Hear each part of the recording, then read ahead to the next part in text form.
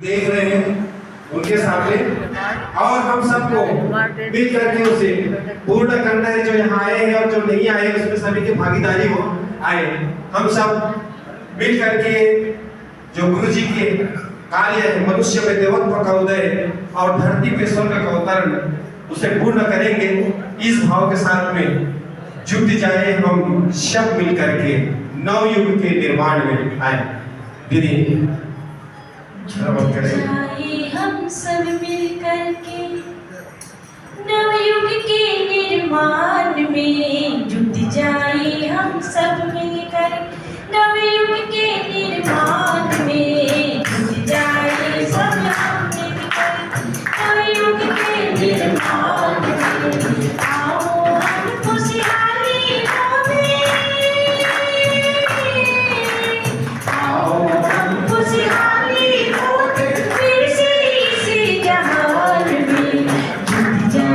हम सब मिलकर नवयुग के निर्माण में जुट जाए। हम सब मिलकर के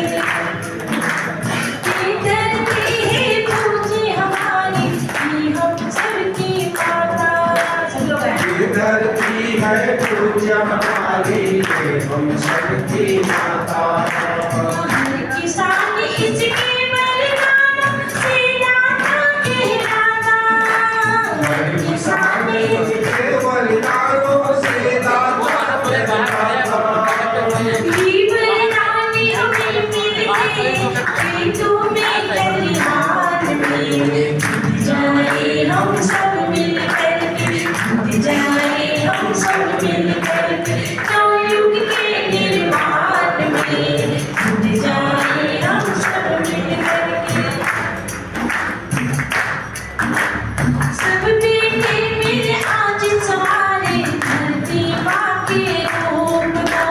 सब बेटे मिल आज सवारे धरती माँ के रूप को। चलते जाते हंसते गाते तारा पानी धूप को।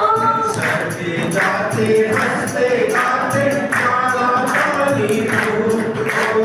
वही पसीना तन से सबका माता के स्नान में जुट जाए। हम सब मिल करके जुट जाए। हम सब मिल करके नवयुग के निर्माण में जुट जाए। हम सब मिल करके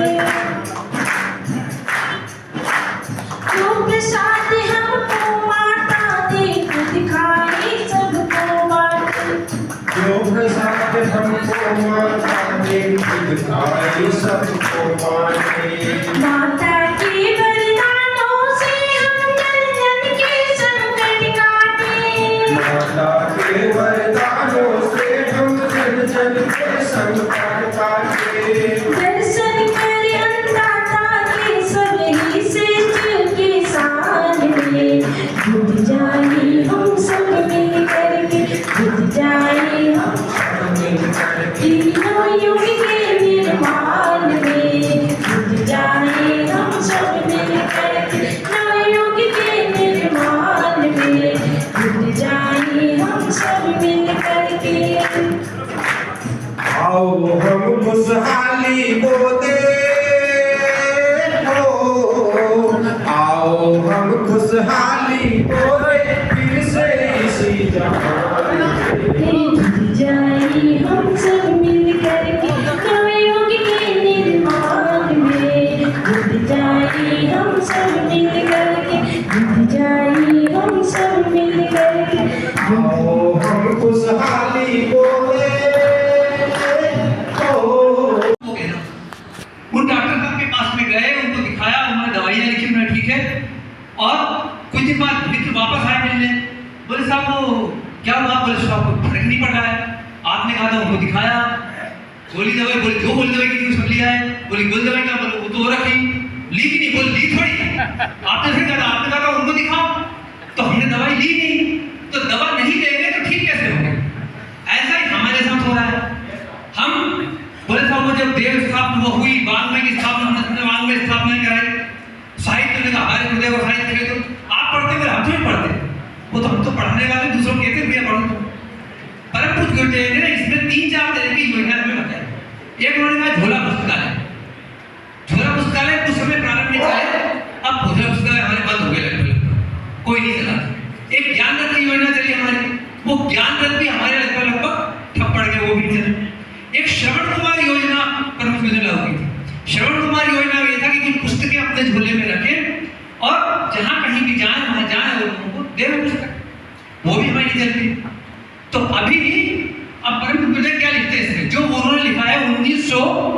67 की अखंड ज्योति में परम गुरुदेव लिख रहे हैं, वो मैं पढ़ रहा हूँ वैसे से।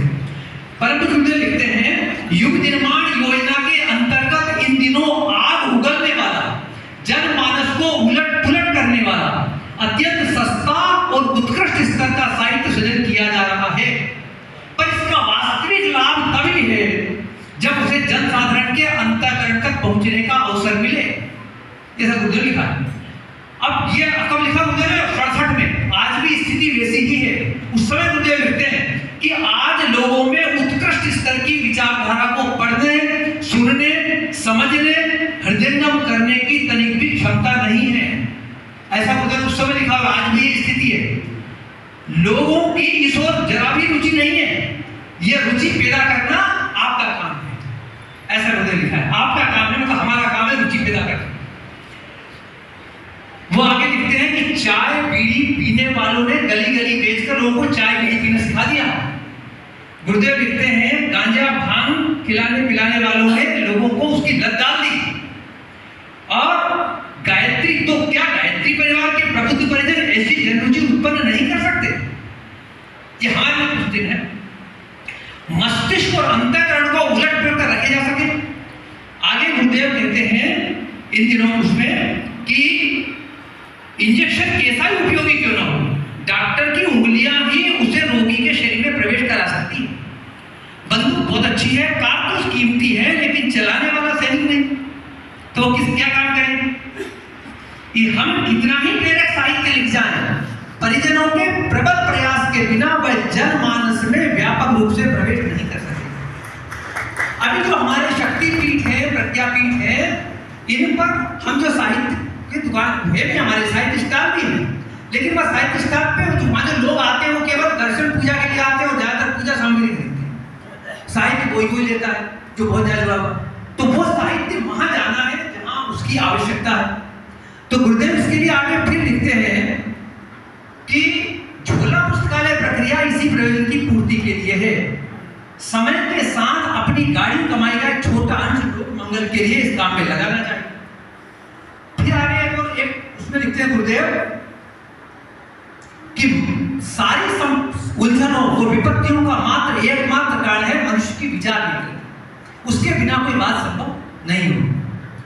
हमारा निवेदन यह है कि जब गुरुदेव ने इतना अच्छा साहित्य लिखा है और वो किया है और हमसे अपेक्षा रख रहे हैं, और जिस विचार क्रांति की हम बात करते हैं, जिस युग बदलने की बात कर रहे हैं, उसमें हम कुछ ऐसा करें जिससे विचार आए लोगों तक। उन्होंने कहा कि अब वो समय आ गया है कि हमें, गुरुदेव लिखा है थे, कुआं प्यासा कुएं के पास नहीं जाएगा, कुएं को ही जाना पड़ेगा, हमें ही साहित्य लेके जाना पड़ेगा। अब इसके लिए पहले निवेदन हमारा इंदौर वासियों से और साथ में जो दूसरे हैं उनसे भी। तो पहले इंदौर वासियों से निवेदन, इंदौर वासियों से निवेदन यह है कि अभी एक ज्ञान रथ का नया मॉडल यहाँ पर तैयार किया है, जिसका लोकार्पण अभी आपके कार्यक्रमों द्वारा और आपकी गौरवमय उपस्थिति में होने वाला है। भोजन से पहले हम लोग काम करेंगे। अब उसमें वो ज्ञान रथ तो तैयार हो गया, साहित्य तो उसमें आ गया, लेकिन उसमें समझदारी नहीं होंगे तो उसको ले जाएगा कौन? तो उसमें समझदारी चाहिए। वाहन जो चालक है, वाहन चालक, वो तो पेड मेंबर हो जाए, उनको तो मिल जाए, लेकिन उसमें एक व्यक्ति वो भी चाहिएगा जो व्यक्ति लोगों को साहित्य दे सके। तो अब उसमें हमें एक दिन और गोष्ठी हुई थी यहाँ पे 1.5 महीने पहले, तब उन लोगों से मुझसे कहा कि तुम्हारे टीएस खरे जी भाई साहब आए हुए हैं, उन्होंने कहा साहब हम 2 दिन का समय देंगे, ठीक है ना जी। तो आज से आपका समय प्रारंभ होगा, वो 2 दिन उनसे आप लगातार बताएंगे, आप सोमवार मंगलवार देंगे। हमारी भीगरा जी भाई साहब से बात हुई थी, उन्होंने भी कहा था हम भी देंगे, हमने उसे निवेदन किया था भाई साहब आप इसमें समय देंगे। तीसरे खोदरे जी भाई साहब शायद आए हुए हैं, उन्होंने भी कहा था सर मैं दूंगा लेकिन मैं पूछ के बताऊंगा, ऐसा कुछ वो कह रहे थे। हमारा निवेदन ये है कि यदि आपके पास में समय है और यदि गुरुदेव की पीड़ा आपके हृदय में है तो आप इसे अवसर को चूके नहीं, क्योंकि हमें जीवन मिला हुआ है, कल को हम रहेंगे या नहीं रहेंगे इसकी कोई गारंटी नहीं ले सकते। हमारा समय परम पूज्य गुरुदेव के कामों में लग जाए और उनके विचारों को जन जन तक पहुंचाने में यदि हमारा जीवन लगे तो इससे बड़ी कोई सार्थकता नहीं हो सकती।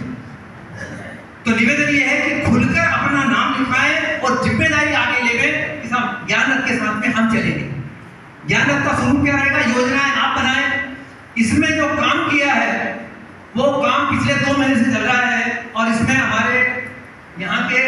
मुकेश जी पाटीदार, उन्होंने इसमें काफी उसको बनवाने में भी, आप जब देखेंगे तो मुझे लगता है कोई भी व्यक्ति उसकी प्रशंसा किए बिना रहेगा। आप देखेंगे तो आपका मन नहीं होगा। दूसरा है उसकी लागत कोई ज्यादा नहीं है, 3 लाख रुपए वो बन के तैयार है। तो हमारे